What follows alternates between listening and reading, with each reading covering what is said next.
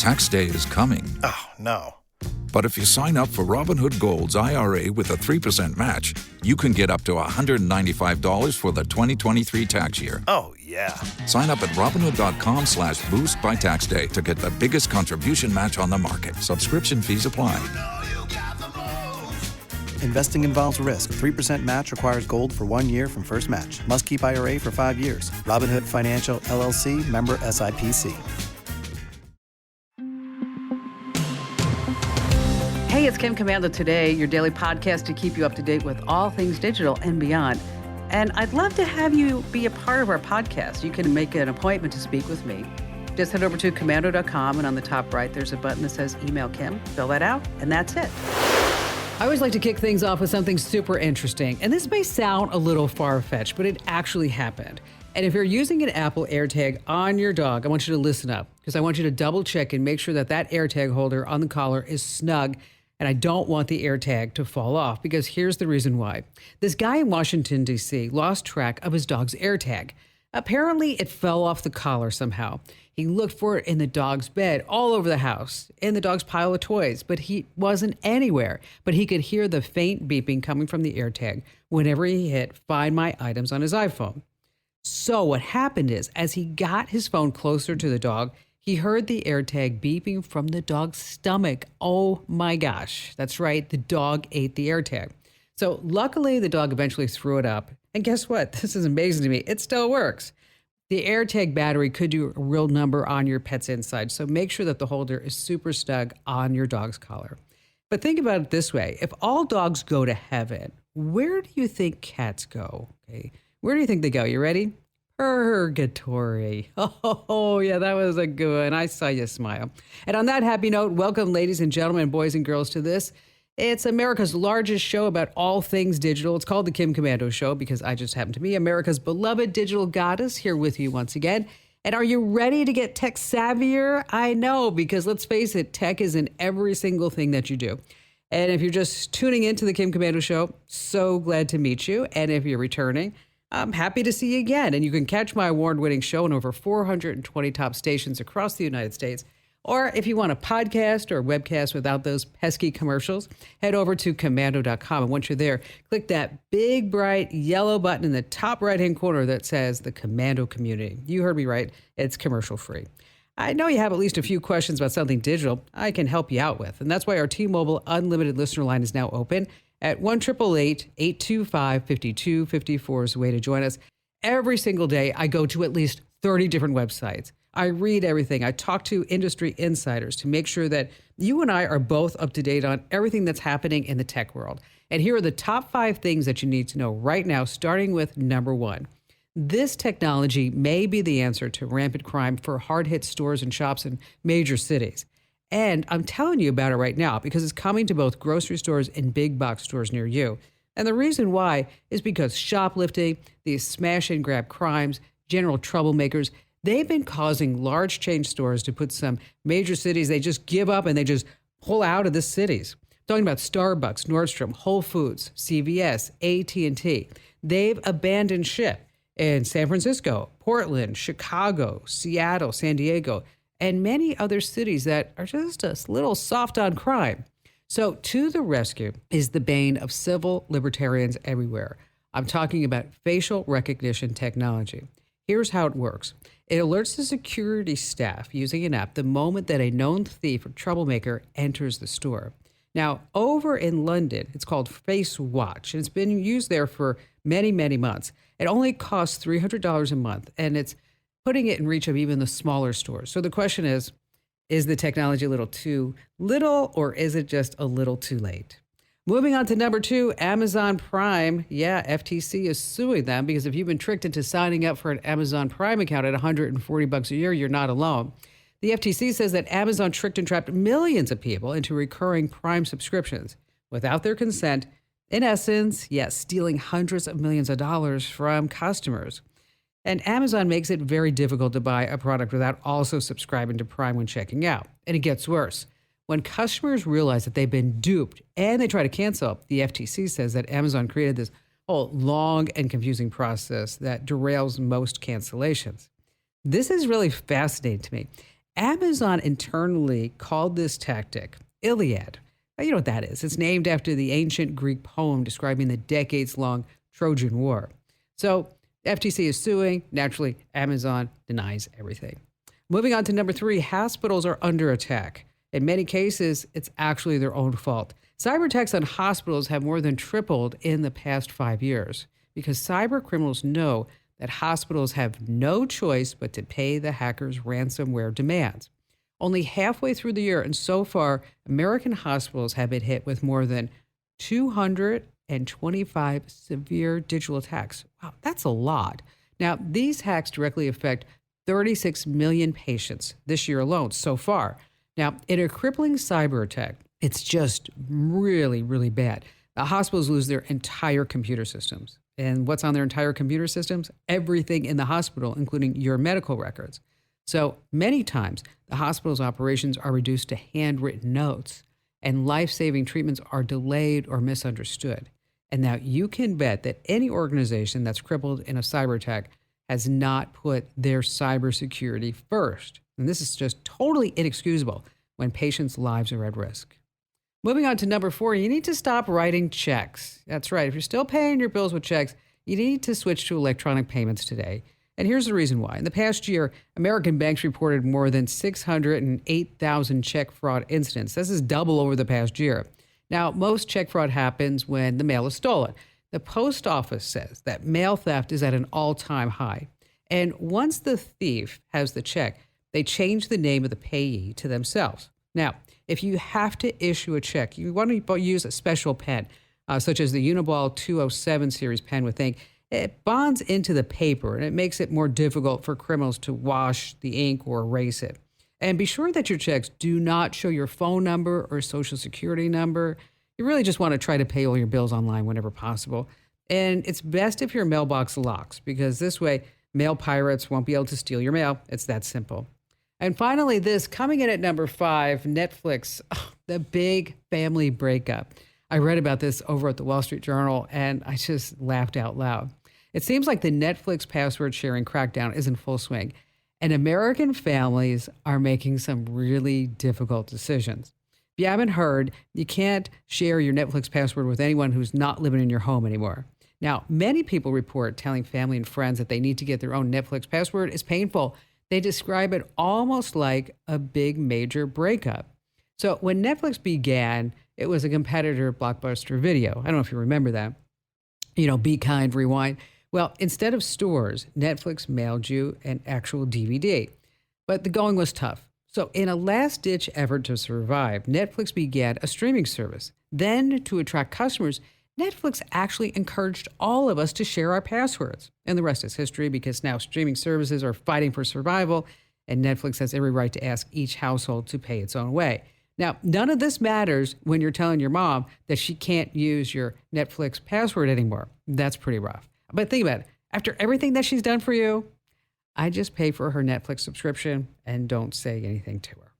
Hey, we just have a jam-packed show. You don't want to miss a moment. We're talking about the pictures that you're posting of your kids online. Maybe it's not always in their best interest. And speaking of photos, how to erase things from photos the easy way. I'm talking about photo bombers, things in the background. You have this great shot of the beach, but there's some schlub behind you. You're like, okay, I just want that person to go away. And then in this show's security tip, Google's dark side. There are 5 search terms that you should avoid at all costs. Do not put these into Google. You will get into trouble, 100% guaranteed. And of course, we have all of your phone calls, and you have me, Kim Commander. This episode is brought to you by Kia's first 3-row, all-electric SUV, the Kia EV9, with available all-wheel drive and seating for up to 7 adults. With 0 to 60 speed that thrills you 1 minute and available lounge seats that unwind you the next. Visit kia.com/EV9 to learn more. Ask your Kia dealer for availability. No system, no matter how advanced, can compensate for all driver error and or driving conditions. Always drive safely. Hey, our T-Mobile Unlimited listener line is now open at 1-888-825-5254 is the way to join us. And if you're listening on the radio, that's awesome. But I just want to remind you that you can also catch the Kim Komando Show as a podcast. It's available Monday through Friday. Just look up Commando with a K wherever you get your podcasts. All right, let's start with James in South Bend, Indiana. I have a question, and I don't know who else to ask. I'm concerned about the possibility of spying by the Chinese hobby drones, and I'm wondering, is it just hypothetical, or is it documented that it has happened, and is there anything the hobbyists can do to prevent it? So you're concerned about the DJI drones? Correct. And what concerns you the most about it? I don't know. I don't suppose I'm going to be filming any national secrets or anything. I just don't want to make it easier for them if I can avoid it. Okay. Well, DJI, as you know, and as you said, it's a Chinese company, and there are concerns about the Chinese government having access to data captured by the drones, such as video footage, flight path information. And DJI always says, all this information is stored on secure servers in the United States, and we don't share that data with the Chinese government. But, if you're in communist China, you're owned by a Chinese company, and they come over and they say, we want your data, what do you think they're going to say, James? Here you go, right? So that's why DJI is not permitted to be used for military use here inside the United States. So, right. as far as the idea of drone footage going back to China and creating and being saved and who knows what. It's a concern for everybody. And we are measures that we are trying to take in place with foreign-made drones such as this in restricting them in certain government operations. They being the United States government, is trying to give some incentives for drone manufacturing to move here in the United States. They are calling for stricter standards and regulations for data security in drones. But this is just part of an entire big picture about so much of whatever we use and consume and buy here in the United States is being done in China, from our pharmaceutical drugs to our phones to TikTok taking over. I don't know, 3/4 of all the teens here in the United States are on TikTok every single day. And TikTok keeps track of everything that you do on the phone, including your texts, your photos, your location. I mean, it's a valid concern that I don't know if a lot of Americans realize what exactly could be going on. It's not necessarily that drone footage in South Bend, Indiana is going to take down the whole country. Not that Bobby in Roswell, New Mexico is hanging out on TikTok for 6 hours a day. It's the culmination, it's the summation, rather, of everything that is happening. So that, say, for example, combining the drone footage with all the data that's being gathered by the TikTok users in a certain community would allow the Chinese to pass along a deep fake video of the president of our United States saying that we are about ready to launch a war with China or Russia when that is not happening. That's what my concern is. Not necessarily that the Chinese know where I'm located every single moment, because the government knows where that is. I mean, just look, you carry a cell phone, that's where it happens. But it is something that we all should be aware of. Over at Commando.com, we have a list of companies that have direct ties to China, whether it's Huawei, Lenovo, DJI, TikTok, Shein, Temu, whatever it may be. And we also tell you how you can, say, mitigate some of the information that you are sharing and why you really need to get off of TikTok. And you shouldn't be using Temu, by the way. And again, that's over at Commando.com. James, thanks for your call. Really great food for thought for all of us. Boy, so many good callers to choose from. Bruce in Port Angeles, Washington. Hi there, Bruce. Well, what I'm looking for is a calendar that I can use across all my mobile devices. That's the pads and phones. Mm-hmm. Mainly for my wife, between my wife and myself. Is there a shareable calendar that you're aware of? That I've tried the Google Calendar, I've tried Samsung, and I haven't had any luck at getting those to work. Why not? I couldn't get the calendars to update each other. Because that is... I'm sure it's my fault. But... Okay. I'm going to have to come to Seattle and fix this for you, Bruce. I just have a feeling I need to do this for you. Because, anytime you talk about calendars, of course, there are different options out there. But it's really hard to beat. It's really hard to beat Google Calendar. It really is. So are you both on Samsung? Yes. Okay. It's probably all in the setup. And I don't mean to push everything back on you because Google's shared calendars, they have really streamlined this, and that it's really pretty simple to set up. But what I want to do is I want to send you the steps, because these aren't steps where we can do this on the air, because then that would get kind of crazy. So what I'm going to do is I'm going to put you on hold. We're going to send you the steps on how to do this. For you how to open the calendar on your place and go into My Computers, hit the plus sign, name the calendar, create the calendar, and then on your wife's calendar, go over to the My Calendar section and do the whole reverse. And I bet you once you start doing that everything's going to be pretty good, because your wife's going to receive an email inviting her to get the shared calendar. She needs to accept that invitation to the shared calendar on her device. And if she can't see it, she might need to open up the Google Calendar on her Samsung device. And so it does get a little tricky. So it's not just you. It's not just like, okay, let's go get a Google Calendar and go bing, bing, bing. Oh, life is good. I see a unicorn. No, not always the case. So let us send you those steps. If you have any trouble afterwards, you want to look at another option. But I think once you get this good to go, I think you're going to be pretty happy at it. And the Google Calendar, the reason why I say that it's hard to replace, because it just has so many different options. It does reminders and notifications. It gives you a lot of event details, and it integrates with Google Maps. And you can have documents and pictures as attachment and guests. It does a lot of syncing between computers and tablets and phones. And so it gives you easy access to your schedule wherever you're located. So that's why when it comes to calendar, I use it myself on all my devices, and it's pretty sweet. All right, let's talk about posting pictures of your kids online. If you're putting them on social media, I know you're just super proud of them, but are you putting them in danger, or are you giving away their privacy? Because here's the deal. It's one thing to put yourself out there. It's another thing entirely to post information about your kids or even someone else's. So parents, I'm really talking to you. What you post online is forever. And that picture that you post of an embarrassing moment in your child's life could have a lasting impact about how they're perceived, especially as they get into middle school and high school. I also want you to limit any information that you post about their location. Those details could be used to find or locate your kid. And so their full name, their school, other personal information, just a bad idea to actually put any of that online. And also check your privacy settings. Make sure who's looking at your posts are who you intended and not some creep. I mean, it reminds me of a test that I did with my niece, Danielle, years ago. I asked her, hey, Dan, if you're on the soccer field and a cop comes over to you and says, oh my gosh, are you Danielle because your mom and dad were in this horrible car accident and I want you to come with me so that this way I can take you there, would you actually go?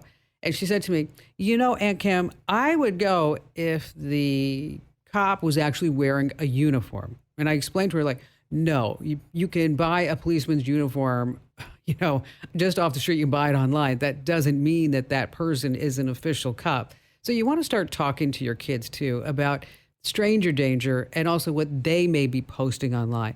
And I know this isn't a topic that you want to have because it's not fun to talk about, but if you ever need help bringing this up to your kids, head over to komando.com/contract. That's komando.com/contract. That's where I have posted for many years my free kids tech contract. So you can go through the rules of the road about internet safety and also smartphone safety and good stuff like that. That's komando.com/contract. Stay right where you are. We have more tips and callers you don't want to miss here on Kim Komando Today.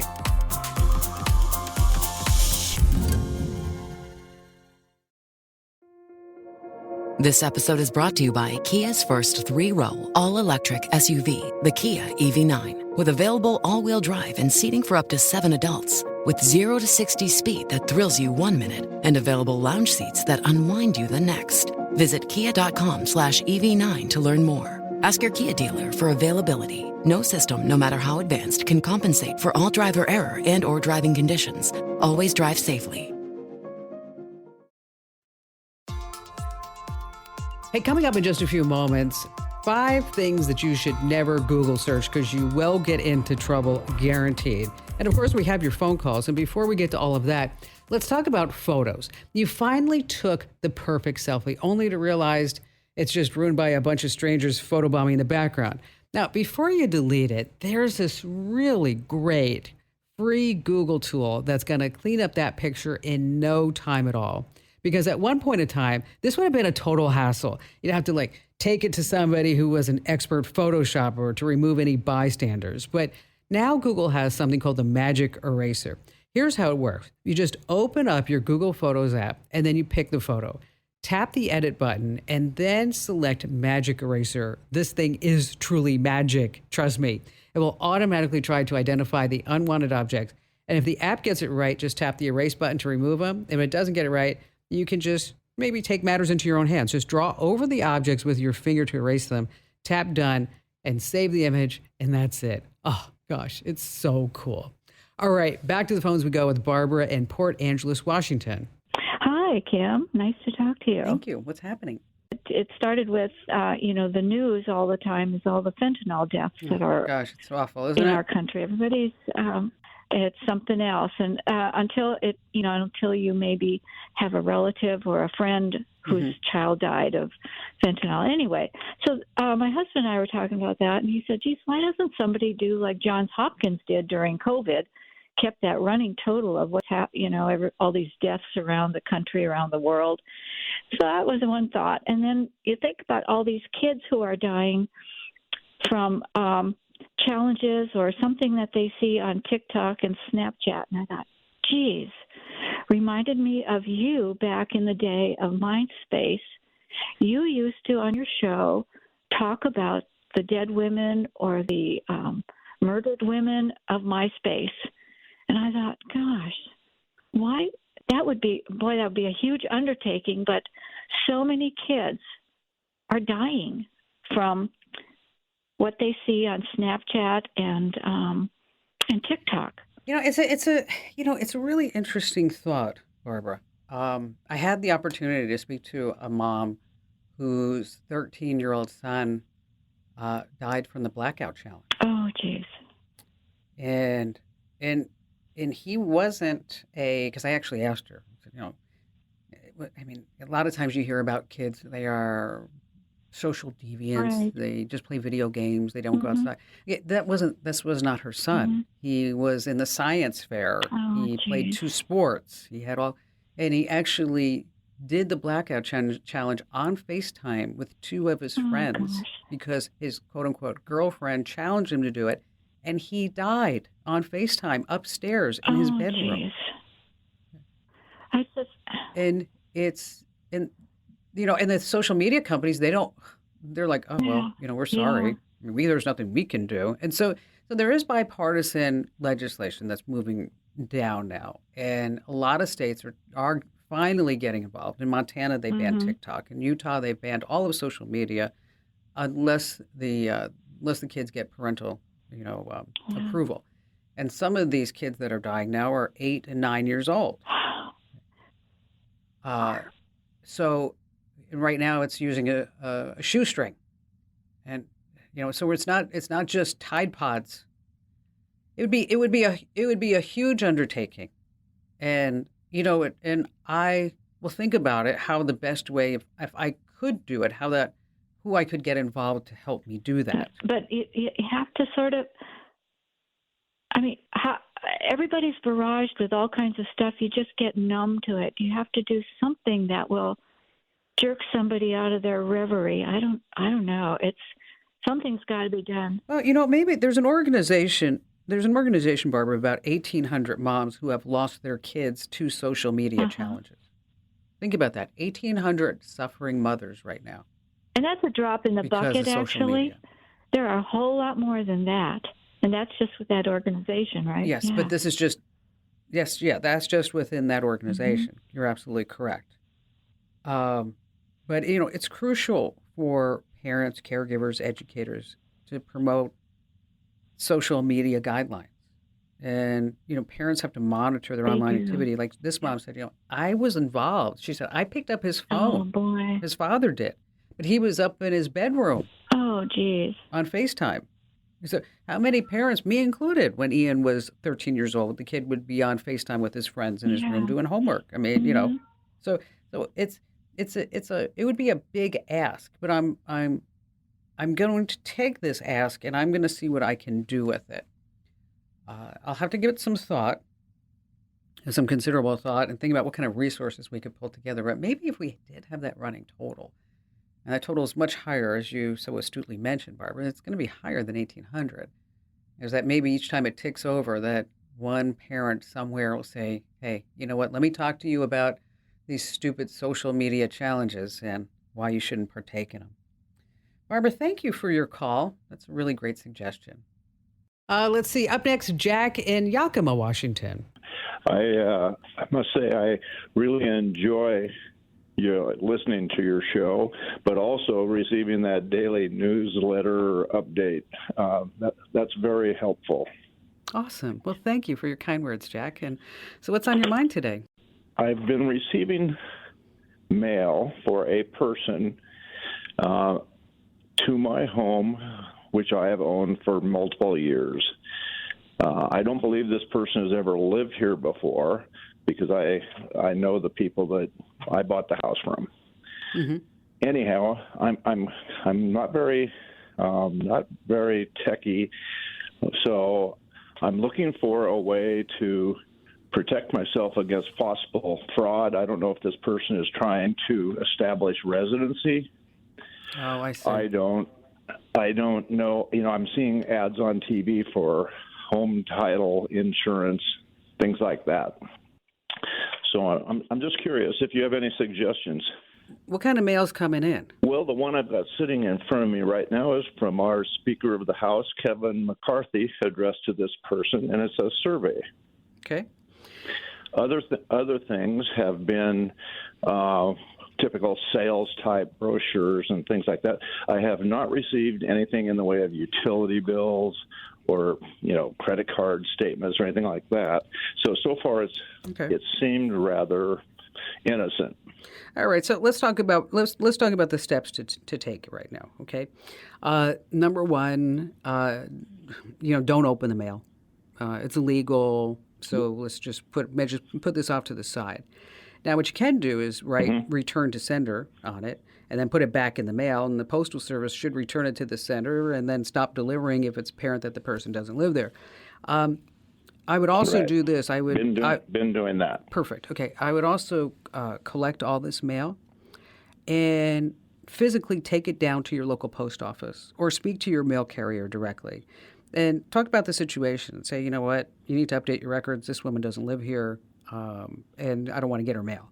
And then also keep a lookout for important documents. You're pretty savvy in what you said, like I'm worried if there's something else going on. So you want to look for anything that is important, bank statements, credit card offers. If you start getting these kinds of mail, it could be worth reporting to the situation to, again, the post office, because now we're looking at maybe identity theft, and maybe somebody's using your address for that. Now, you mentioned you're worried about your home and things like that. Now, what you can do, which I encourage everybody to do, is you go onto Zillow.com, Jack, and there's a way there that you claim your home, okay?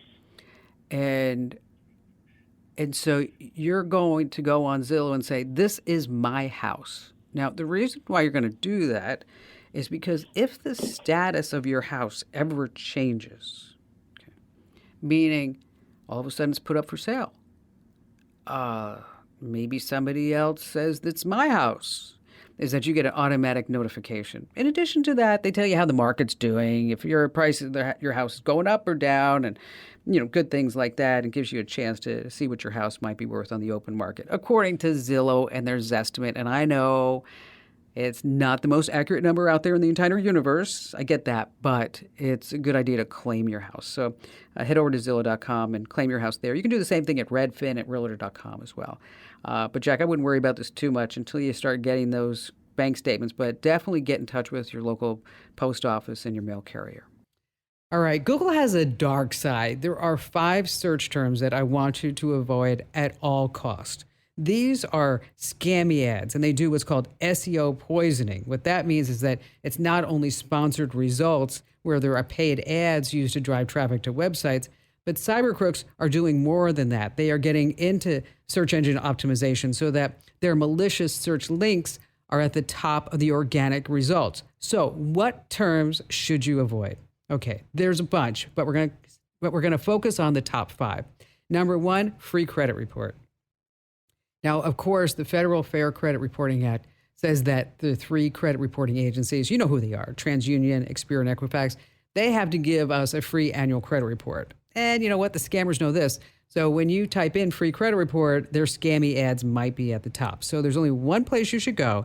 That's annualcreditreport.com. That's annualcreditreport.com. Now, next on the list, tech support phone numbers. Fake numbers are just a classic. Now, if the scammers can figure out how to get your bank's name to appear when they call, you bet they can get their numbers high in the searches. So over on the website, we have a few of the most searched phone numbers that you can just get for free, and you know that they're legit. I'm talking about phone numbers for Amazon, Microsoft, Apple, Google, and also Meta. Number 3 on our list is how to make money online. Okay, be skeptical if one just falls out of the virtual sky with more income and perks than you'd get with a regular job. And then it's going to be at the top of the Google search results. So just don't do that. Next on our list, free people search. You don't want to do that. Okay? You're going to end up at some scammy website where they're going to say, oh, we need $15, $50 a month. Okay, you know, there's an art to do this through Google. And this is not the way. We have the tips on how to do a free background search on somebody over on the website. And finally, crypto wallet. Wow, if you have some money in crypto you're trying to get in, or you're saying I want to get the money out of an exchange, here's the deal. Do not Google search crypto wallet. We have lists of the legitimate crypto wallets over at Komando.com. Now, if you missed any of this or you want to share it with somebody, just over at Komando.com, just type in, Google's dark side, and this tip will pop right up. Okay, it's summertime, the living is easy, and when you get back from vacay, that inbox, it's overwhelming.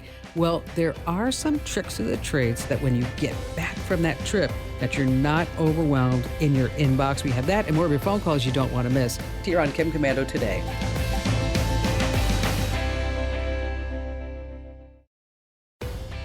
All right, James in South Bend, Indiana. Hello. I'm curious about a new product on the market, a screen protector, which leaves a hard coating, and it sounds great. I have heard that it helps to cover up like light pre-existing scratches, which I have some. But I'm curious. I've also read somewhere that it's not removable. The idea of a screen protector is you damage the screen protector, then you peel it off and put on a new one. But what happens with this? Or has it even been in use long enough to advise whether it's a good product to use or not? Well, it's always a good idea to protect the screen on your phone because, as we all know, it's easily scratched, and if you drop it, it's not as bad as it used to be, but it used to be you dropped your phone and be like, oh, no, it just cracked 8 ways from Sunday. So, the plastic screen protectors, I have them on my phones, and they do work great. And as you said, is that, you scratch your screen, just peel it off and you're like, yes, or whatever it may be. Now, the liquid screen protectors, I will tell you that you do have to be careful using them. Okay. It does get rid of the minor scratches, but it does take a lot of time and patience. No Red Bulls before you do this. I don't want your hands shaking. And make sure that you're in a really, really good light to apply it the right way. Now, the level of scratch resistance and durability, it varies from brand and product. And they are not a replacement for traditional screen protectors because then it's actually better for drops and impacts. So if you're asking me liquid versus just the traditional screen protector, I'm going to say go with the traditional screen protector because, let's see, they're not very expensive. They're like $8 to $10, and you get a pack for a pack of 2, and it's a lot easier to put that on than to work with the liquid screen protector. James, thank you so much for your call. Hey, I just want to take a moment and let's talk about the free newsletters. If you're not getting the Kim Komando Show free newsletters, you're just missing out. Over 400,000 folks do every single day. We're talking about the latest tech news, tech tips. We have the scam warnings, the data breaches, the recalls, everything that we are sending you every single day is worthwhile information. Let me tell you, I was looking at the reviews on the newsletters. We have almost 35,000 thumbs up and about, 700 thumbs down. So those are pretty decent odds that you're going to love our free newsletter. So here's what you need to do right now while you're thinking about it. Head over to getkim.com. Once again, that's getkim.com. And just give us your email address. We're not going to sell, lease, distribute your email address to anybody, so you don't have to worry about that. And then you're going to start getting Tech Savvy every single day in your inbox for free. That's right, for free. And if you used to get our newsletters and you said, oh gosh, they were full of ads and I didn't like them, try them again. I totally blew them up and they are fabulous. They are just wonderful. Once again, it's getkim.com. That address is getkim.com. Okay, so let's say you're boogie boarding in Hawaii. The last thing that you want to think about is email in your inbox, right? You want to have the best vacation possible because it just costs you a ton of money. So how do you keep your inbox work-free for the next vacay? Well, start by making a really good out-of-office message autoresponder. Not just say, hey, I'm on vacation. No, mention the days that you'll be out. And then also, most importantly, put in there who to contact in case something urgent is happening before you get home. Next up, organize your inbox. Try to get to every outstanding email in your inbox and complete whatever actions are in them before you actually head out. Now, this is super handy. Schedule your emails. If there are emails that you need to send while you're away, write them before you leave, say to your team or about a meeting, and then use the scheduling feature in your email program to send them where you're sitting there on the beach with a little drink, with a little umbrella, and having a great time. Hey, thanks for joining us. Be sure to tell 3 friends about the Kim Komando Show and podcast because knowledge is power. Find me at komando.com. This program is a copyrighted production of Westar Multimedia Entertainment and protected by the copyright laws. Any rebroadcast or use of this program for commercial, business, economic, or financial purposes without the written permission of Westar Multimedia Entertainment is strictly prohibited. If you only have a 401k, you're not getting the most for retirement. Wait, what? Add a Robinhood IRA on top, then they'll boost it by 3%. You can do that? And if you transfer in any retirement account, you get 3% on top of that. Is there a limit to the match? No limit. Robinhood Gold gets you the biggest contribution match of any IRA on the market. Sign up for Robinhood Gold at Robinhood.com/boost by April 30th. Subscription fees apply. Investing involves risk. 3% match requires gold for 1 year from first match. Must keep IRA for 5 years. Match on transfers subject to additional terms and conditions. Robinhood Financial LLC, member SIPC.